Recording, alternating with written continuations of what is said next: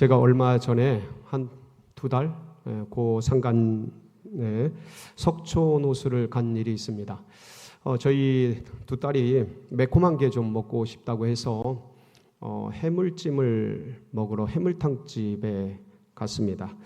함께 이제 아이들하고 식사를 하는데 옆 테이블에 여러분들의 어른들이 이제 들어와서 앉으셨어요.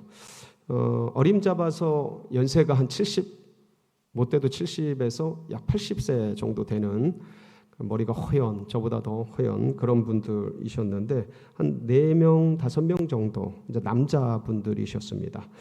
아마도 그분들이 오랜만에 동료들, 친구들을 만나서 이제 식사하시면서 반주도 한 잔, 술도 한 잔씩 하시는 그런 분위기였습니다. 저 이제 좀 해물탕이 좀 매콤했습니다. 제가 매운 걸 그렇게 잘 먹는 사람이 아니라 좀 고개도 잠깐 들고 그다음에 매운맛을 식히느라고 쉬엄쉬엄 이제 먹었는데, 근데 그 옆자리에서 이분들이 어르신들이 이제 대화하는 소리가 이제 선명하게 들렸습니다. 근데 그 내용들이 뭐 이런 거예요. 야, 이 짜샤, 뭐 너 밥 먹었냐? 뭐 그다음에 야, 술 한잔 해라. 야, 진짜 오랜만이다. 야, 인마 네가 그러니까 야 나한테 늘 맞지. 뭐 이런 얘기들이었습니다. 그러니까 서너 명에서 그냥 깔깔대면서 얘기를 주고받니 받거니 하는데 그 내용이 뭐 깊은 어떤 정치적인 얘기들이나 좀 진중한 어떤 경제 문제나 뭐 이런 얘기들이 아니고 그냥 어린 시절 친구들이 오랜만에 만나서 그러는지 뭐 야, 밥 먹고 당구 치러 가자. 야, 너 아직도 술 못하냐?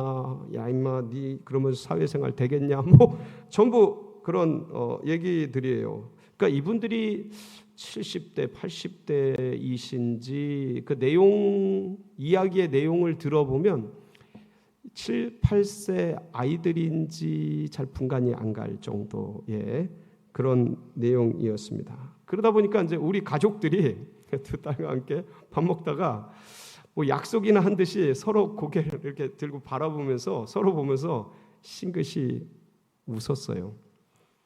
그 모습이 너무 재밌고 신기해서. 그러니까 저에게는 이분들이 마치 아버님 뻘 되시고 우리 아이들에게는 할아버지 격이셨어요. 근데 대화의 모습, 대화의 내용은 뭐 아이들 같고 초딩 같은 그런 내용이었던 거예요. 그게 너무 재밌고 그래서 같이 웃었던 거죠. 근데 이게 그분들이 유치해 보이거나 뭐 어린아이 같아 보이거나 그러지 않았습니다. 그냥 그 모습이 되게 훈훈하고 되게 이렇게 따뜻하고 되게 푸근했어요. 그러면서 제가 이제 그 일들을 한 2달 전에 있었던 그 일들을 생각하면서 지금도 되게 이렇게 마음이 따사롭습니다. 근데 그 일들을 묵상하면서 어떤 생각을 했냐면 역시 나이는 뭐에 불과하구나? 숫자에 불과하구나. 세월은 몸이 먹지 정신이 먹는 게 아니구나. 이제 그런 것을 느낄 수가 있었습니다. 그러면서 이제 다시 한번 나를 돌아봤어요. 그리고 우리 이 시대의 믿음의 백성들의 신앙을 한번 생각해 봤습니다. 물론 그렇습니다. 세월이 가면서 인격이 깊어지고 연륜이 쌓여가면서 성품과 생각이 고결해지고 관대해지고 아니면 넓어지고 하는 것은 우리 모두가 지향해야 될, 바라봐야 될 그런 일들이지만 세월이 간다고, 나이가 들었다고 우리의 영원한 마음들이 식어지거나 퇴색되거나 물러나거나 해야 될 것은 아닌 것 같다라는 것이죠. 그러니까 주님을 향한 사모하는 마음, 구원의 즐거움, 영혼에 대한 마음, 주님이 주신 비전과 꿈에 대한, 하나님 나라에 대한 그 처음 마음, 첫사랑, 그것들이 흘러가는 세월 속에 남들이 다 내려놓고 약해진다고 나도 덩달아서 내려놓고 시켜져야 될 것은 아니라는 것이죠. 예, 몸이 나이를 먹지 정신이 나이를 먹는 게 아니고 나이는 숫자에 불과한 것처럼 세월이 간다, 나이가 든다, 환경이 변한다라는 것이 우리의 우리의 구원, 우리의 주님을 향한 열정, 이것들을 시켜지게 해서는 안 될 것 같고, 오히려 세월이 가면서 그게 더 깊어지고 더 사모되고 더 갈망되는 그 어떤 것이 되어야 할 것 같습니다. 너무나 많은 분들이 그냥 그렇게 동화되어지고 그냥 그렇게 세월 가고 나이 먹는다고 뒤로 나앉고 하는 것들에 익숙해지고 남들이 그러니까 나도 그러려니 하는 것들을 그냥 허용하는 것들에 편안해하는 그런 것들을 생각하면서 우리의 심장이 예수를 향한 심장이 꺼지지 않게 하자. 우리의 주님이 우리를 구원해 주신 그 구원의 즐거움, 영원한 세계를 향한 우리의 열정, 이것들이 세월이 가든 나이가 들든 상황과 환경이 변하든 멈추지 않게 하자. 왜 우리가 세상 사람도 만나면 나이를 잊고 그렇게 아이들처럼 그러는데 영원을 사는 우리가 왜 세상에 동화되고 그렇게 할 필요가 있을까 생각하면서 오늘 이 말씀을 기억하게 되었습니다. 여러분, 오늘 우리가 이제 한 사람의 열정을 대하게 될 겁니다. 정말 망가진 인생인데 그 가슴 속에 여전히 살아 꿈틀거리는 이 열정을 보게 될 겁니다. 그래서 말씀을 같이 묵상하시면서 혹시나 우리도 주님이 주셨던 그 뜨거운 것들, 상황과 환경 속에 다 내려놓고 세월 속에 시간의 흐름 속에 잊혀지고 다 지나간 추억의 한 페이지로 접어뒀던 그런 것들이 있다면 다시 주님 앞에서 불태우고 일으키는 열정을 회복하는 주님을 향한 사랑을 회복하는 그런 복된 시간이 되시기를 축복합니다. 예수님께서 베드로를 부르실 때 너를 사람 낚는 어부가 되게 하리라 하고 이제 불러 주셨습니다. 그렇게 해서 이제 베드로가 제자들과 함께 주님을 따르게 되었죠. 그때 그들은 예수님이 돌아가실 것이라고는 상상을 하지 않았습니다. 다 정말 위대한 하나님의 나라, 메시아의 왕국, 그래서 그분이 임금이 되시고 제자들과 베드로는 그분 곁에서 나라를 통치하면서 메시아 왕국을 다스리는 그런 사람이 될 줄 알았습니다. 그렇게 허무하게 한순간에 유대교 종교 지도자들에게 잡혀서 십자가에 돌아가시리라고는 한 번도 생각을 안 해봤습니다. 주님이 계속 돌아가신다 이번에 예루살렘에 올라가면 십자가에 죽겠다 뭐 이런 얘기를 하셨지만 설마 한 번도 그렇게 생각했는데 허무하게 그야말로 일순간에 예수님은 돌아가셨어요. 십자가에 달려서 역적으로 취급이 돼서. 그러니까 이 제자들에게 이 충격은 말할 수 없는 엄청난 것이었습니다. 그 제자들이 갖는 그 상실감은 특히 베드로는 거의 멘붕이었죠. 멘붕. 어떻게 해야 될지 걷잡을 수 없는 너무나 고통스러운. 그러니까 예수님이 그 이후에 사흘 만에 부활하셔서 요한복음 보면은 서너 번 나타나시고 복음서 전체를 보면 한 4-5번 나타나시는데 공개적으로. 근데 주님의 부활 자체를 다들 받아들이질 못했습니다. 반신반의하거나 이게 꿈인가 환상인가 뭐 이렇게 됐었죠. 대부분. 그러니까 설령 예수님이 부활하신 것을 믿었다 하더라도 그게 지금 자신들의 환경과 상황 가운데 뭔 상관일까? 이미 유대교 지도자들에게 예수님은 제거를 당했고 힘이 없는 게 보였고, 그리고 이게 바뀔 소지가 있어 보이지도 않고, 주님이 부활하셨다는 게 지금이야 우리에게 위대한 기적이고 그 다음에 세상을 바꿀 능력이고 그 믿음이 되었지만, 당시 제자들에게는 이게 우리들 삶에 어떤 영향이 있는지, 역사 속에 이게 어떤 의미가 있는지, 아니면 이게 하나님 나라와 영적인 세계에서 이게 도대체 어떤 소용이 있는지 아는 사람이 없었습니다. 그러니까 별로 기뻐하지 않았어요. 성경을 보면 주님의 부활에 대해서 이 여자들이나 너무 놀라고 막 그럴 뿐이지, 제자들은 한번 보세요.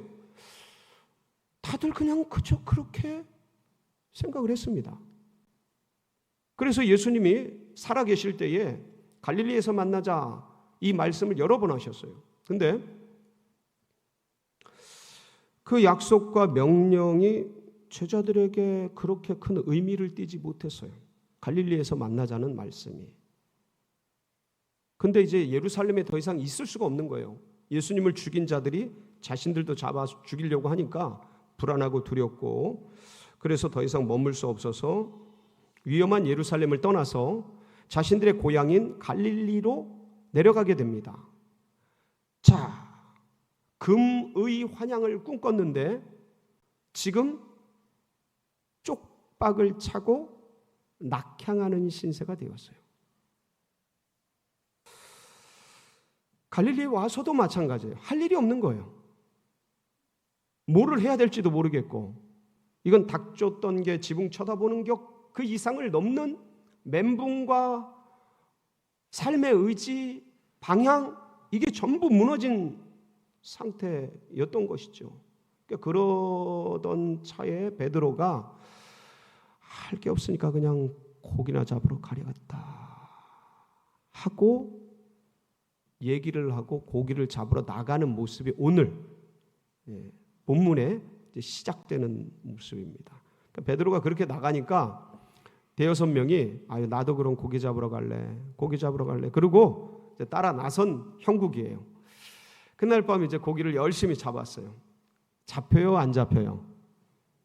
성경을 보세요. 그러니까 이게 이제 그야말로 피레미 새끼 한 마리 잡히지 않는 그런 거예요. 그러니까 안 될 때는 다 안 돼. 아주 꼬일 때는 다 꼬여. 그러니까 주님 돌아가셨지. 베드로 입장에서는 주님 돌아가시기 전에 부인하고 저주하고 맹세하면서 배신했지.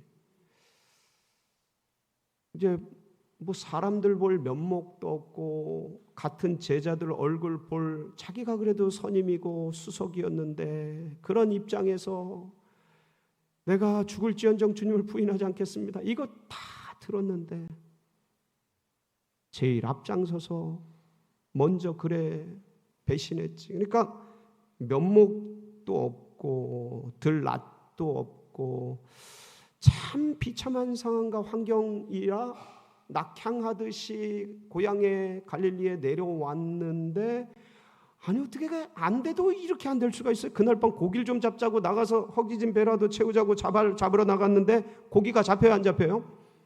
야, 그냥 밑바닥이죠. 밑바닥. 떨어져도 이렇게 떨어지네요. 참 신기한 건 근데 그 생의 밑바닥, 막장, 어려움, 고난, 힘듦, 비참한 그때 누가 나타나셔요? 신기하죠. 그러니까 인생의 제일 골짜기, 제일 깊은 곳, 어둠, 고난, 참 더 이상 어떤 방법이 없는 막다른 골목 같은데 그 부딪히면 우리도 그래요. 우리 생애대로 이렇게 돌아보면 그때 신기하게 주님이 나타나셔요. 만나주셔요. 위로가 되시죠. 베드로가 그러고 있는데 저 멀리서 이제 새벽빛이 한 줄기 두 줄기 밝아오는 그러한 무렵, 이 갈릴리가 바다라고 불리지만 호수잖아요. 민물이잖아요. 그러니까 물안개가 아침에 햇빛과 더불어서 따뜻한 대지와 차가운 물 사이에서 물안개가 쫙 피어오르는데 뿌옇게 낀 그 안개 너머로 한 줄기 목소리가 들려왔어요. 뭐라고 들립니까? 얘들아, 너희에게 고기가 있느냐? 근데 고기가 있어요, 없어요? 없어요. 없습니다. 그러니까 되게 대단히 확신에 찬 목소리죠. 아주 그냥 확언적인 목소리.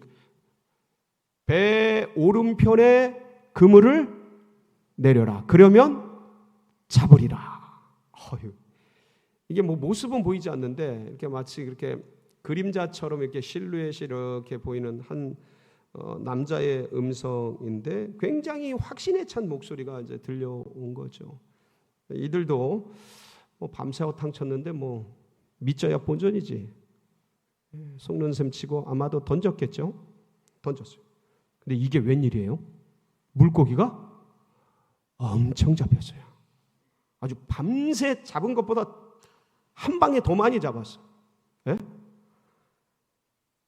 너무 많이 잡혀요. 근데 이게 사람들이 마치 약속이나 한 듯이 이거 어디서 경험한 듯한 느낌인데 이런 걸 뭐라 그래요? 똑같은 모습이 다시 비춰지는 것 같은 느낌, 데자뷰라 그러죠. 이거 어디서 했던 경험인데, 예? 어디서 했었죠?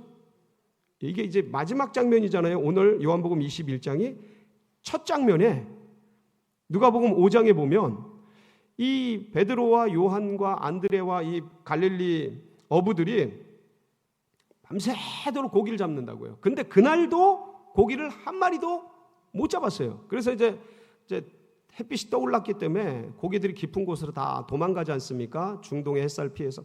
그래서 이제 밖에서 그물을 기우고 정리를 하는데 주님이 말씀을 다 마치시고 아니 이 갈릴리 어부들에게 뭐라 그래요? 깊은 곳에 가서 그물을 내려라.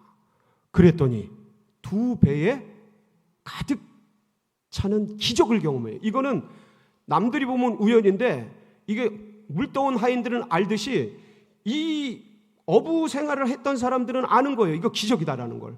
그러니까 그때 베드로가 예수님 앞에 달려가서 엎드리면서 주여 저를 떠나소서 저는 죄인입니다. 그랬던 그 장면. 그러면서 주님께서 네가 이제 사람 낚는 어부가 되리라. 나를 따르라. 그러시잖아요. 그 장면과 이제 겹치는 거죠. 그러니까 베드로는 엄청난 고기를 보면서 그때 이거 뭐지? 이거 어디서 많이 경험한 건데 이거 어떤 거지? 막 그 어떤 고민을 하고 있었을지도 모릅니다. 근데 그때 12사도 중에 막내가 누구냐면 사도 요한입니다. 사도 요한이 막내예요. 근데 막내 요한이 거기 보면 주의 사랑하시는 자라고 나와 있죠. 오늘 말씀에는 그게 요한이에요. 사도 요한인데 베드로를 보면서 주님이시다 하고 소리를 친 거예요. 그러니까 이건 지금 여러 가지 생각을 하고 있던 베드로는 이 막내 요한이 주님이시다라는 얘기를 그게 들리는 순간 소름이 쫙.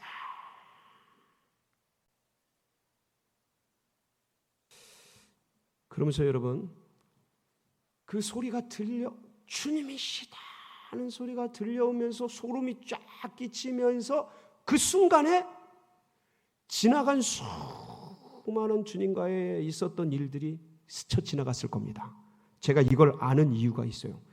순간이 영원히 담겨 있어요. 이게 신비한 시간인데 제가 전에도 한번 말씀드렸죠. 제가 그 인하대 후문에 오토바이를 청년 때는 오토바이를 타고 다녔어요. 100km를 밟고 땡기는데 분명히 차가 없었는데 소나타가 갑자기 눈앞에서 튀어나온 거예요. 100km로 달리는데 꽝! 그 짧은 찰나의 순간에 여러분 놀랍게도 어릴 때부터 겪었던 5만 가지 생각이 다 나더라고. 이제 죽는구나. 내가 엄마한테 잘해야 됐었는데 별생 그 짧은 순간에 별 생각이 다 나요. 여러분도 아마 그런 경험이 있으실 겁니다. 예를 들어 뭐 낭떠러지에서 떨어지는데, 전 낭떠러지에서도 떨어져 봤거든요. 별 생각이 다 나요. 아이고 나 좀 살려주세요부터 시작해서 이거 떨어지면 죽는데부터 뭐 하여간 별 생각이 다 나는데, 아마 동일했을 겁니다. 이 베드로도 주님이시다 소름이 돋으면서 주님께서 베드로를 불러서 세워주시고, 그 다음에 이게 시몬 베드로잖아요. 시몬, 이게 연약한 갈대 같은 시몬을 개발하고 베드로라고, 반석이란 뜻 아닙니까? 이름 지어주신 분도 주님이시고, 그리고 예수님 때문에 본토 친척 아비집 그물 가족들을 다 버리고 무작정 따라 나서기도 했고, 그리고 지난 3년 반 동안 참 주님을 따라다니면서 하나님 나라를 꿈꾸고 주님과 함께 통치할 그런 다스리는 비전도 꿈꾸면서 그렇게 뜨거운 열정으로 주님을 향해, 이게 천방지축 마골패 같은 ENFP의 전형적인 모습이 그 베드로 아닙니까? 그렇게 그 주님과 함께 동고동락하며 따라다니는 것이 생의 목표였고 그랬던 베드로, 그런데 주님이 순식간에 예기치 않게 돌아가시고, 그러면서 자기는 주님을 부인하고 저주하고 맹세하고 떠나버리고 배신하고 도망가고, 그래서 이제는 주님께도 민망하고 다른 사도들에게도 면목이 없고 스스로 돌아봐도 모든 사람 앞에서 부끄러운 존재가 된, 그리고 당장 어젯밤 밤새 고기를 잡았는데 아무것도 없는 그 밑바닥에 던져진 더 이상 갈 데가 없는 그런 자신, 참 주님 보기에 부끄럽고 스스로 죄인이고 나설 수 없고 더 이상 뭐 큰 소리 칠 수 없는 무너져 내린 베드로였지만, 주님을 향한 신기하게 보고 싶고 미안하고 죄송하고, 그런데도 그 사랑이 식지 않고 사모하는 그런 마음을 가진 그 베드로. 그러니까 이 베드로의 가슴 속에 이렇게 복합적인 마음들이 있었는데 결국 주님을 향한 사랑과 열정이 식어지질 않는 거죠. 그 수많은 상황과 환경 속에 배신자고 도망가고 죄인이 되었음에도 불구하고 식어지지 않는 거예요. 그러니까 베드로시다, 주님이시다 라고 외치는 이 베드로, 그 음성을 들었을 때 베드로가 어떻게 반응을 해요? 7절. 오늘 이게 핵심인데 7절을 같이 한번 볼까요? 같이 읽어보겠습니다. 시작. 예수께서 사랑하시는 그 제자가 베드로에게 이르되 주님이시라 하니, 시몬 베드로가 벗고 있다가 주님이시라 하는 말을 듣고 겉옷을 두른 후에 바다로 뛰어 주님이시다, 그러니까 본능처럼 반응한 거죠. 보세요. 이 즉각적인 주님이시다라는 말에 즉각적인 반응이 나오잖아요. 여러분, 사람이요 체념하고 포기하고 낙담하면요 남들이 뭐라 그래도 반응이 잘 안 됩니다. 움직여지질 않아요. 근데 가슴 속에 꿈틀거리는 그 무엇이 있으면 그 뭐라고 했을 때 거기에 반응을 하는 거예요. 베드로가 지금 반응하잖아요. 그러니까 베드로의 가슴 속에 뭐가 꿈틀거리는 거예요? 주님을 향한 마음이, 주님을 향한 갈급함이, 보고 싶음이, 사모함이, 뜨겁게 주님을 기다리고 기대하고 만나기를 사모했던 그 마음들이 뜨겁게 일어났던 것이죠. 그 마음속 깊은 곳에 자리 잡고 있었던 자신도 모르게 본능처럼 반응하는, 주님이시다라는 말에 자기도 모르게 뛰어나가는 베드로의 마음을 우리는 볼 수가 있습니다. 근데 보세요. 주님이시다는 말을 들으면서 바로 뭐를 입어요? 겉옷을 입어요. 여러분, 겉옷 입고 어디로 들어가는 거예요? 바다로 들어가는 겁니다. 이제 수영을 해야 돼요. 바다로 뛰어드니까. 그러면 이게 이때 당시에 이제 고기를 잡으려고 밤새 고기를 잡으니까 막 이렇게 여러분 이제 고기를 잡고 바다에 있어 보면 알지만 물이 막 튀지 않습니까? 그러면 옷이 젖어요. 옷이 젖으면 일을 하는데 굉장히 불편합니다. 힘들어요. 저희도 이제 해군이기 때문에 물들이 튀고 하는 것들을 경험을 많이 했어요. 이게 옷이 젖으면 이게 움직이기가 되게 힘듭니다. 그리고 옷을 입고 수영 치는 것은 자살행위예요. 거의. 왜냐면 옷이 물을 먹어버리면 이게 옷이 이렇게 수영을 칠 때 팔을 져야 되는데 이게 뻑뻑해집니다. 수영이 돼요, 안 돼요? 안 돼요. 그러니까 바다에 뛰어들려면 벗고 있던 옷도 어떻게 해야 돼요? 벗어야 됩니다. 신발도 벗고, 신발 신으면 죽어요. 신발 벗고 옷도 벗어 제껴야 돼요. 그냥 이게 본능적으로 사람이 살려면 그러는데 지금 베드로는 어떤 거예요? 거꾸로지, 거꾸로. 벗고 있다가 일을 하려고 고기 잡으려고 벗고 있다가 주님이시다라는 말을 듣고 겉옷을 입는 거예요. 이게 뭘까요? 주님 앞에 예의를 차리는 거예요. 예의를 어떻게 벗은 몸으로 주님 앞에 쓸까? 그러니까 예의를 차리고 주님을 향한 지극한 뭐예요? 존경이죠. 그러니까 베드로의 가슴 속에는 자기의 어떠한가 상관없이 주님을 향한 존경과 주님을 향한 예의와 주님을 향한 마음들이 뜨겁게 타오르고 있었던 거예요. 겉옷을 입는 거예요. 그리고 어디로 뛰어들어요? 갈릴리의 바다에 뛰어듭니다. 여러분, 사람이 수영 치는 것과 배가 나가는 게 어느 게 빠릅니까? 이 갈릴리는 바다예요. 바다에는 파도가 칩니다. 파도 치는 곳을 사람이 수영한다는 것은요, 굉장히 힘듭니다. 수영 잘하고 못하고와 상관없어요. 파도 칠 때는 이 파도라는 게 사람 수영 실력과 상관없이 어렵게 만들어요. 그러니까 배가 빨라요? 사람이 빨라요? 당연히 배가 빠르죠. 배가 빨라요. 근데 지금 베드로의 가슴 속에는 뭐가 지금 막 타오르는 거예요. 1초라도 더 빨리 주님을 보고 싶은 거예요. 주님께 가고 싶은 거예요. 그러니까 뛰어드는 거예요. 그리고 나가는 거죠. 이 시간이 언제죠? 베드로가 이 갈릴리 바다에 뛰어든 시간이 언제라 그랬죠? 밤새 지나고 새벽녘이 동터오르는 그때. 여러분, 바다의 물이 언제 제일 차갑죠? 이때 제일 차가워요. 저희는 바다를 3년간 있었기 때문에 너무 잘 압니다. 이때 바다에 뛰어드는 것은 자살행위예요. 왜냐하면 바닷물이 가장 차가워져요. 그럼 차가운 바닷물에 사람이 그냥 뛰어들면 어떻게 돼요? 물 끼얹고 뭐 이런 게 준비 운동하고 이렇게 안 하고 그냥 뛰어들면 어떻게 돼요? 뛰어드는 순간 이 바다라는 게 굉장히 무서워서 차가워지면 끝없이 차가워지는 건데 그게 새벽이 제일 차가워요. 그때 바닷물에 발을 담그거나 몸이 들어가면 일순간 정지가 옵니다. 생각이 끊겨요.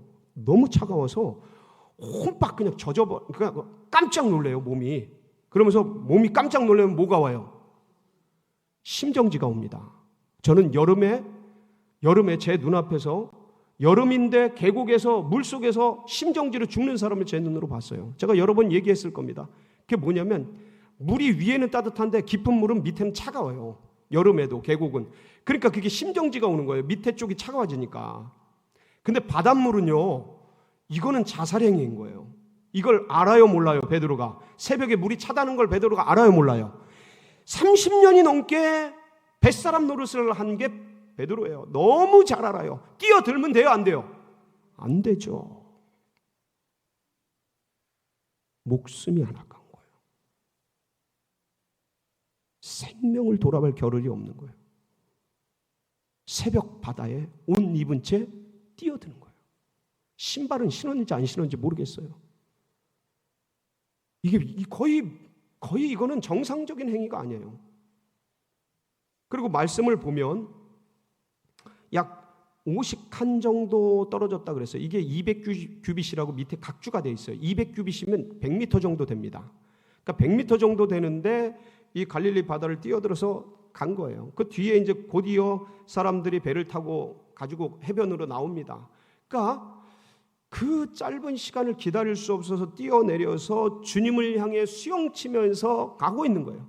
그래 100m 거리가 달리기도 15초 이상 걸립니다. 빨라도. 근데 수영은 한참 걸려요. 그리고 바다는 여러분 이런 수영장, 실내 수영장에서 수영하는 거랑 완전히 다릅니다. 파도가 있기 때문에 굉장히 힘들어요. 근데 지금 해변으로 지금 주님이 저쪽에서 계시고 나는 수영 치면서 가는데, 근데 누구를 보면서 가는 거예요? 예수님을 보면서 가는 거예요. 그때 베드로의 가슴 속에는 어떤 생각이 있었을까? 얼마나 많은 만감이 교차했을까? 주님이 나를 받아주실까? 배신하고 도망간, 저주하고 맹세한 이 죄인을 주님이 용서해 주실까? 뭐 별 생각이 다 났을 겁니다. 근데도 그런 환경과 상황을 뛰어넘어 주님께 가고 싶은 마음이 더 큰 거예요. 그냥 뛰어들어 주를 향해 가는 거예요. 조금씩 가까이. 그 앞에 가가지고 저는 그냥 뒤에 내용은 나와 있잖아요. 근데 이렇게 간 베드로가 가만히 있었지 않았을 것 같아요. 주님 앞에 엎드려서 무릎 꿇고 엎드리지 않았을까.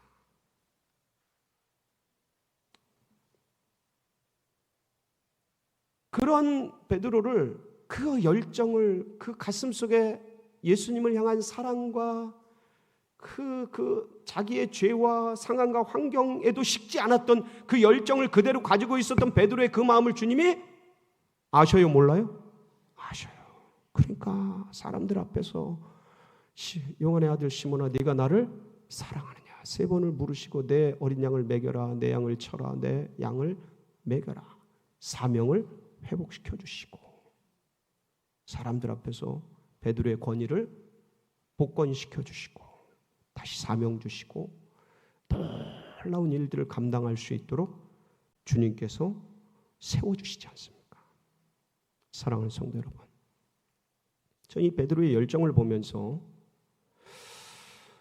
어떤 때는 스스로의 죄악된 감정, 연약함, 어떤 흘러가는 세월 속에 굳어지는 몸, 연약해지는 신체, 그리고 상황과 환경이 암울해지고 어려워지는, 그래서 이런 것들을 다들 용납하고 그러려니 하고 있는 그런 시대 속에 나도 모르게 동화되고 동조돼서 그냥 냅두면서 나도 모르게 구원의 즐거움, 주님을 향한 열정, 하나님 나라에 주셨던 비전, 주님이 주셨던 사명, 이게 어느 순간 다 녹아내리고 껍데기만 남은 나 자신, 그저 근근히 와서 그렇게 주님 얼굴 한번 보는 것으로 대신하고 있는 나의 모습, 우리의 모습.